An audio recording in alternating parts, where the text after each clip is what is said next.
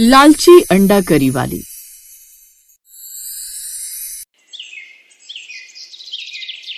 रोज की तरह आज भी देवकी ने अंडा करी का ठेला लगाया था और वो आवाज दे रही थी, आइए आइए, गर्मा गर्म अंडा करी के साथ जीरा फ्राइड राइस खाइए, एक बार खाएंगे तो बार बार खाएंगे।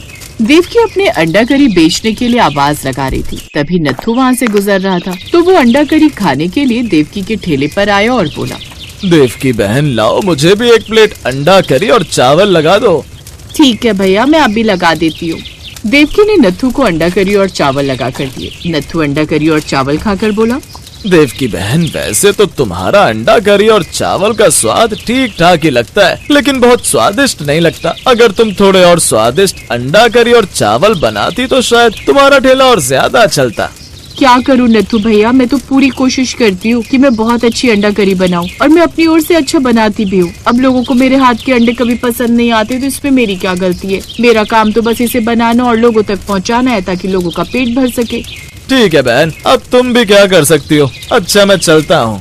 देवकी अंडा करी का ठेला लगाया करती। उसका अंडा करी का ठेला बहुत तो नहीं चलता था, पर थोड़ा बहुत चल जाया करता था, जिससे पैसे आ जाते थे। उसका पति सुखराम मजदूरी का काम किया करता था। अब शाम को देवकी घर आई तो सुखराम बोला, देवकी, मुझे बहुत भूख लगी है, कुछ खाना तो खिला दो। हाँ जी, मैं थोड़ी सी अंडा करी बचा कर ले आई हूँ। ऐसा करती हूँ, कुछ रोटियाँ बना देती हूँ, फिर आप खा लेना। देवकी, तुम्हारी अंडा करी बस ठीक ठाक ही लगती है, बहुत स्वादिष्ट नहीं लगती। तुम इसमें कोई दूसरे मसाले क्यों नहीं डालती? अजी, आप तो रहने ही दो। कौन सी आपको बहुत अच्छी अंडा करी बनानी आती है? और वैसे भी हर पति को अपनी पत्नी के हाथ का खाना अच्छा नहीं लगता, उन्हें तो बस दूसरों के घर का खाने की आदत है। ऐसे कुछ दिन बीत जाते हैं। एक दिन सुखराम की भतीजी नीलिमा उन दोनों से मिलने आती है। देवकी उसे भी अंडा करी और चावल खिलाती है। उसे खाकर नीलिमा कहती है, चाची, वैसे तो आप अंडा करी ठीक ठाक ही बनाती हो, लेकिन अगर इसमें कुछ अलग से मसाले डाले जाएं, तो आपकी अंडा करी और भी ज्यादा स्वादिष्ट बनेगी। ऐसा कहकर नीलिमा अलग अलग तरह के मसालों को रोस्ट करके और कुछ मसालों को पीसकर बहुत ही स्वादिष्ट अंडा करी बना देती है। नीलिमा और सुखराम को भी वो अंडा करी बहुत पसंद आती है। सुखराम कहता है, देवकी, अगर तुम ऐसी अंडा करी बनाकर बेचोगी तो तुम्हारे ग्राहकों को वो बहुत पसंद आएगी। अगले दिन से देवकी वैसी ही अंडा करी बनाकर बेचने लगती है। उसके ठेले पर दो लड़के आते हैं। देवकी उन्हें अंडा करी लगा कर देती है। वो लड़के अंडा करी खाकर कहते हैं, देवकी दीदी, आज तो आपकी अंडा करी में बहुत ही स्वाद आ रहा है, मुझे एक और प्लेट अंडा करी दे दो। देवकी बहुत खुश हो जाती है और उसे एक और प्लेट अंडा करी दे देती है। अब नए तरीके से बनाई हुई अंडा करी लोगों को बहुत पसंद आ रही थी और देवकी का ठेला बहुत चल रहा था और उसकी अच्छी खासी कमाई भी हो रही थी। कुछ दिनों बाद देवकी अपने मन में सोचती है, मैं इतनी अच्छी अंडा करी बनाती हूँ और सिर्फ 50 रुपए प्लेट बेचती हूँ। मुझे तो अपने अंडा करी के दाम बढ़ा देने चाहिए। दाम बढ़ाने के बाद भी लोग मेरी अंडा करी इतनी खरीदेंगे और मुझे पैसे भी ज्यादा मिलने लगेंगे। यही सोचकर देवकी अपने अंडा करी के रेट 80 रुपए प्लेट कर देती है। जब ये बात सुखराम को पता चलती है तो वो देवकी को समझाते हुए कहता है, देवकी, तुम्हें अपने अंडा करी के रेट इस तरह नहीं बढ़ाने चाहिए। लालच इतनी अच्छी बात नहीं होती। अजी, इसमें लालच की क्या बात है? मैं इतने सारे मसाले डालकर इतनी मेहनत करके अंडा करी बनाती हूँ। अगर थोड़े से ज्यादा पैसे ले भी लिए तो इसमें क्या ही बुरा है। अब अगले दिन एक ग्राहक देवकी के पास आता है और उसका रेट सुनकर कहता है, देवकी दीदी, आपने अंडा करी के रेट क्यों बढ़ा दिए? आपको ऐसा नहीं करना चाहिए था। ठेला मेरा है और मर्जी भी मेरी है। तुम्हें खाना है तो खाओ, नहीं तो जाओ यहाँ से। नहीं नहीं देवकी दीदी, कोई बात नहीं, मुझे एक प्लेट अंडा करी लगा दो। अब देवकी उसे अंडा करी लगा देती है। महंगा होने के बाद भी ग्राहक अंडा खरीदना बंद नहीं कर रहे थे, इसलिए देवकी का लालच और बढ़ता गया और अब उसने अपने अंडा करी के रेट 100 रुपए प्लेट कर दिए। सुखराम ने फिर उसे समझाते हुए कहा, देखो देवकी, तुम्हें इस तरह से अपने अंडा करी का दाम नहीं बढ़ाना चाहिए। लालच अच्छी बात नहीं होती। लेकिन देवकी ने सुखराम की बात पर कोई ध्यान नहीं दिया और इसी तरह लालच में देवकी ने अपने अंडा करी का दाम 150 रुपए कर दिया, जो लोगों को बहुत महंगी लग रही थी। लेकिन फिर भी लोग उसे खरीद रहे थे। एक दिन की बात है, एक नया अंडा करी वाला देवकी के ठेले के सामने ठेला लगा लेता है और वो चिल्ला चिल्ला कर अंडा करी बेच रहा था। अंडा करी 50 रुपए प्लेट, एक बार खा कर देखो, मजा न आए तो पूरे पैसे वापस। क्या कहा? मजा न आए तो पूरे पैसे वापस? भाई मुझे भी एक प्लेट लगा दो। राघव ने उस ग्राहक को अंडा करी लगा कर दे दी। ग्राहक अंडा करी खाकर बोला, अरे वाह भैया, आप तो देवकी से भी अच्छी अंडा करी बनाते हो और सबसे बड़ी बात यह है कि आपकी अंडा करी बहुत सस्ती है। जरा मुझे 2 प्लेट अंडा करी पैक कर दो, मैं अपने घर वालों को भी खिलाऊंगा। अब राघव के ठेले पर अंडा करी खाने वालों की भीड़ लगने लगती है और धीरे धीरे करके सारे ग्राहक राघव के ठेले पर ही जाने लगे और देवकी के ठेले पर केवल इक्का दुक्का ही ग्राहक आते। देवकी बहुत परेशान हुई और अपने पति से बोली, जब से एक नया अंडा करी वाले ने मेरे ठेले के सामने अपना ठेला लगाया तब से मेरे ठेले पर बहुत ही कम ग्राहक आते हैं। अगर ऐसा रहा तो मुझे अपना ठेला बंद करना पड़ेगा। देवकी, मैंने तो तुमसे पहले ही कहा था कि इस तरह अपने अंडा करी के दाम मत बढ़ाओ। इतना लालच करना अच्छी बात नहीं है। तो ठीक है ना, कल से मैं अपने अंडा करी के दाम फिर से 50 रुपए प्लेट कर देती हूँ। अगले दिन देवकी ने अपने अंडा करी के दाम फिर से 50 रुपए प्लेट कर दिए, लेकिन तब भी उसके ठेले पर कोई नहीं आ रहा था। तभी देवकी को गुल्लू दिखाई दिया जो राघव के ठेले पर अंडा करी खाने जा रहा था। देवकी ने उसे आवाज लगाई और बोली, गुल्लू भैया, अब तो मैंने भी अपने अंडा करी के रेट कम कर दिए हैं, तो आप लोग मेरे ठेले से अंडा करी खा लिया कीजिए ना। नहीं देवकी दीदी, आपने राघव भैया के कंपटीशन में अपने अंडा करी के रेट कम कर लिए, लेकिन हम अगर फिर से आपके ठेले पर आएंगे तो कल को आप फिर से अंडा करी के भाव बढ़ा देंगी, इसलिए हम राघव भैया के ठेले से अंडा करी ले लेंगे। ऐसा कहकर ग्राहक चला जाता है। अब धीरे धीरे करके देवकी के ठेले पर ग्राहकों का आना बिल्कुल बंद हो जाता है और देवकी को मजबूरी में अपना ठेला बंद करना पड़ता है। उसे उसके लालच की सजा मिल चुकी थी, इसीलिए कहते हैं लालच का अंजाम हमेशा ही बुरा होता है।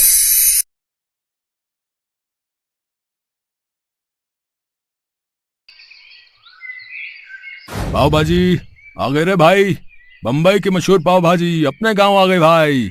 आ जाओ भैया। ए भैया बताओ। हाँ भाई साहब बताओ, कितनी प्लेट लगा दूं?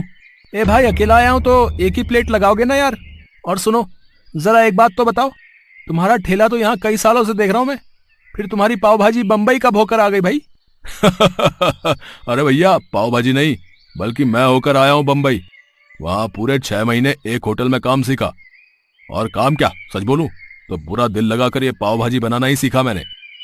आपने मेरे बाबा को देखा होगा यहाँ पर ठेला लगाते, मैंने तो बस अभी अभी काम संभाला है। हाँ, जानता हूँ तुम्हारे बाबा को, भोला यही नाम है ना उनका। कई बार खा के गया हूँ उनके हाथ की बनी पाव भाजी, और मुझे तो उन्हीं के हाथों वाला स्वाद चाहिए भाई। ये बम्बई का मुझे कुछ नहीं पता। आप बिल्कुल भी चिंता ना करो भैया, ऐसी पाव भाजी खिलाऊंगा आपको कि हर रोज आओगे मेरे ठेले पर। ये लो खा के देखो, और जो मेरी बात गलत हो तो कहना। इतना कहकर शंकर ने उस ग्राहक की तरफ गर्मा गर्म पाव भाजी की प्लेट बढ़ा दी और फिर, हाँ भैया अब बोलो, मजा आया कि नहीं? अच्छी थी, पर ईमानदारी से बताऊं तो तुम्हें बम्बई जाने के बजाय अपने बाबा से ही पाव भाजी बनाना सीखना चाहिए था। वैसे अभी भी कुछ बिगड़ा नहीं है, वापस से वही स्वाद ले आओ तो बम्बई से लोग यहाँ आएंगे तुम्हारी पाव भाजी खाने। अरे बड़ा मजाकिया हो भैया तुम तो है। उस ग्राहक की बात पर शंकर ने ज्यादा ध्यान नहीं दिया, क्योंकि सच तो ये था कि शंकर कभी अपने गांव से बाहर गया ही नहीं और पाव भाजी बनाना उसने थोड़ा बहुत अपने बाबा भोला से ही सीखा था। और अब भोला के बीमार पड़ने की वजह से उसे ही सारा काम संभालना था, जिसके लिए उसे मेहनत से ज्यादा तरकीबें लड़ाने में भरोसा था। क्या रे शंकर, आज भी सारी भाजी बचा लाया? क्या चक्कर है, तू ठेला लगाता भी है या नहीं? बाबा कसम से पूरा दिन खड़ा रहा धूप में, पर मुश्किल से 2-4 लोग ही खाकर गए। ऊपर से चिल्ला चिल्ला कर मेरा गला और फटेबाज जैसा हो गया। तो जरूरत क्या थी इतना हल्ला मचाने की? है, मैंने तुझे कितनी बार समझाया, पाव भाजी के स्वाद पर काम कर, मसालों को धीमी आंच पर भून और सब्जियों को भी खूब अच्छे से पका है, और पाव भी रोज के रोज एकदम ताजे बनाया कर, तब जाकर लोग पसंद करेंगे तेरी पाव भाजी। ओफ ओ बाबा, जीवन भर ऐसे ही मेहनत करते रहे आप हैं, और क्या हासिल कर लिया आपने? हम हमेशा गरीब रहे और अब पहले से भी ज्यादा गरीब हैं, तो आप मुझे मेरे हिसाब से काम करने दो। मुझे पता है कि पाव भाजी कैसे बनानी है और फिर कैसे बेचनी है। हाँ, कुछ नहीं जानता है तू, है? मैं देख नहीं रहा हूं क्या? ये भाजी तूने परसों बनाई थी और आज भी पूरा का पूरा बर्तन भरा हुआ है। देख बेटा, ऐसे काम नहीं चलेगा। तू एक बार ठंडे दिमाग से मेरी बात सुन तो सही। मुझे कुछ नहीं सुनना है बाबा, मैंने सोच लिया है, मैं जा रहा हूं शहर। अब वहीं जाके अपनी पाव भाजी बेचूंगा। भले ही कम लोग खाकर जाएं, पर वहां शहर में कम से कम पाव भाजी का दाम तो बढ़िया मिलेगा। भोला ने शंकर को समझाने की बहुत कोशिश की, लेकिन वो तय कर चुका था। उसने भोला को अपने एक रिश्तेदार के भरोसे छोड़ दिया और खुद शहर जाकर अपना पाव भाजी का ठेला लगाने लगा। शुरुआत में शंकर का अंदाजा बिल्कुल सही साबित हुआ। पाव भाजी का दाम बढ़ाने के बावजूद शहर में शंकर की अच्छी कमाई होने लगी और इससे शंकर बहुत खुश था। फिर एक दिन, सुनिए, क्या रेट है आपकी पाव भाजी का? जी ये आपके लिए फ्री है। हैं? ऐसे कैसे? सबको फ्री में बांटते हो क्या? नहीं नहीं, सबके लिए फ्री नहीं है, बस आपके लिए ही फ्री है। अच्छा, और मुझ पर इतनी मेहरबानी किस लिए? मेहरबानी जैसी तो कोई बात नहीं है मैडम जी। वो क्या है कि मैं हर रोज आपको यहाँ आते हुए देखता हूँ और ये भी देखता हूँ कि आप कैसे उन सड़क किनारे बैठे गरीब बच्चों को मुफ्त में खाना खिलाती हैं। तो बस मैंने सोचा क्यों ना मैं भी आपके इस अच्छे काम का भागीदार बन जाऊं। पर आज मैं उन बच्चों के लिए नहीं बल्कि खुद के लिए पाव भाजी लेना चाहती हूँ। बहुत भूख लगी है, तो अब तो बताओ क्या रेट है पाव भाजी का? कोई बात नहीं मैडम जी, आपको पाव भाजी खिलाकर मुझे सच में बहुत खुशी होगी। आप पैसों की चिंता मत कीजिए, बस खाइए और बताइए कि पाव भाजी बनी कैसी है। उस लड़की का नाम राम्या था, जो देखने में जितनी सुंदर थी उतनी ही दयालु और व्यवहार कुशल भी थी। सच तो ये था कि पहली ही नजर में शंकर को राम्या बहुत पसंद आ गई थी। वो उसकी खूबसूरती का कायल हो चुका था। हालांकि वो खुद कभी राम्या से बात करने की हिम्मत नहीं जुटा पाया, लेकिन उस दिन जब राम्या खुद उसके ठेले पर आई तो शंकर ये मौका जाने कैसे देता। उसने राम्या के लिए पाव भाजी की प्लेट बिल्कुल अलग से तैयार की। स्वाद से लेकर पाव भाजी के रंग रूप तक उसने बहुत ध्यान दिया, साथ ही मक्खन डालने में भी बिल्कुल कंजूसी नहीं की। नतीजा, राम्या को उसकी पाव भाजी बहुत पसंद आई। मजा आ गया, पाव भाजी बहुत ही बढ़िया है सच में। बट देखो, तुम्हें इसके पैसे तो लेने ही होंगे। प्लीज ये पैसे रख लो। नहीं नहीं मैडम जी, पैसे तो मैं आपसे नहीं लूंगा। हाँ, पर एक मदद जरूर चाहिए थी आपसे। हाँ तो बताओ ना। मैडम जी, मैं अपने गांव से अभी अभी शहर आया हूँ काम जमाने। तो आप अगर अपने जानने वालों को मेरी पाव भाजी के बारे में बताएं तो बड़ी मदद हो जाएगी। हाँ हाँ, क्यों नहीं, मैं तुम्हारी मदद कर सकती हूँ। मैं आईटी कंपनी में जॉब करती हूँ और इसके अलावा एक संस्था के लिए भी काम करती हूँ, जो हर रोज कई सारे गरीब और अनाथ बच्चों के लिए खाने का इंतजाम करती है। मैं वहां तुम्हारी बात करवा सकती हूँ, तुम्हारी भी अच्छी कमाई हो जाएगी और इस बहाने बच्चे भी तुम्हारी पाव भाजी खाकर खूब खुश हो जाएंगे। शंकर को और क्या चाहिए था। अच्छी कमाई के साथ साथ उसे राम्या का साथ भी मिल रहा था। राम्या बहुत ही मिलनसार और दरिया दिल थी। वो बिना किसी स्वार्थ के शंकर की मदद कर रही थी, इस बात से अनजान कि शंकर के मन में उसके लिए क्या चल रहा था। क्या बात है, मैंने शहर आकर सच में बहुत ही अच्छा किया। राम्या मैडम की मदद से कितने सारे ऑर्डर मिल गए पाव भाजी के। अब तो सारा दिन धूप में ठेला लेकर खड़े रहने की भी जरूरत नहीं।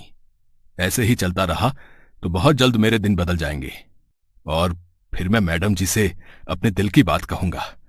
अब वैसे उनकी बातों से तो ऐसा ही लगता है कि वो भी मुझे पसंद करती हैं। हो सकता है मेरे बोलने से पहले वो ही अपने दिल की बात कह दे, हैं? शंकर इसी गलतफहमी के साथ राम्या से मिलता रहा और खूब पैसे भी कमाता रहा। वो जल्द से जल्द अमीर होना चाहता था ताकि राम्या से शादी की बात कर सके, लेकिन ये इतना आसान भी नहीं था। राम्या खुद अच्छा कमाती थी, इसके अलावा उसका परिवार भी काफी अमीर था। बातों ही बातों में शंकर ये सब जान चुका था, इसीलिए अब वो ज्यादा पैसे कमाने के लिए कुछ भी कर। राम्या सुनो, वो पाव भाजी वाला वेंडर, क्या नाम था उसका? हाँ शंकर, उसे आगे से ऑर्डर मत देना। लेकिन क्यों सर, कोई प्रॉब्लम है क्या? अगर बजट का इशू है तो मैं कुछ।